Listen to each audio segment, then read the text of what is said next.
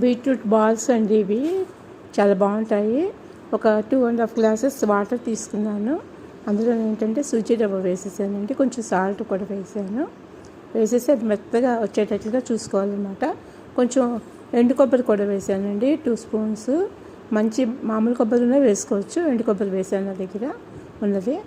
ఇదేంటంటే దగ్గరగా వచ్చేదాకా కలిపేసేసుకోవాలి. ఇందులోనే బీట్రూట్ వేసేయాలండి, నేను తర్వాత వేసాను. మీరు ఎప్పుడైనా వేసుకోవచ్చు అనమాట. ఇదేంటంటే చల్లారిపోయేదాకా ఉంచుకోవాలి. కొంచెం చేతికి అంటకుండా ఆయిల్ వేసాను అనమాట. బీట్రూట్ ఏంటంటే కొంచెం పచ్చిగా ఉంటే బాగుంటుందని తర్వాత వేసాను. తర్వాత దీన్ని బాగా మిక్సప్ చేసేసి చిన్న చిన్న రౌండ్ బాల్స్ చేసేసుకోవాలి. గ్రీస్ చేసేసి ఆయిల్ ప్లేట్కి దానిలో ఈ బాల్స్ వేసేసి స్టీమ్ మీద ఉడికించుకోవాలంటే ఒక 10 మినిట్స్ ఉడికించుకుంటే సరిపోతుంది అనమాట. ఆ తర్వాత తీసేసి మనం మూకుళ్ళో నూనె వేసుకుని అందులో కొంచెం ఆవాలు, నువ్వుపప్పు, పచ్చిమిరపకాయలు, కొత్తిమీర వేసేసుకుని ఈ బాల్స్ కూడా అందులో వేసి కొంచెం ఫ్రై అయ్యేదాకా వేయించాలన్నమాట. చివరికి ఏంటంటే కొంచెం లెమన్ జ్యూస్ వేసుకుంటే బాగుంటుంది. ఈ పచ్చిమిరపకాయలు కూడా లావ్ వేసుకుని అనుకోండి, పచ్చిమిరపకాయలు బాగుంటుంది. కొంచెం కారం కూడా వేసాను, జీలకర్ర పొడిను. ఒకసారి ట్రై చేసి చూడండి.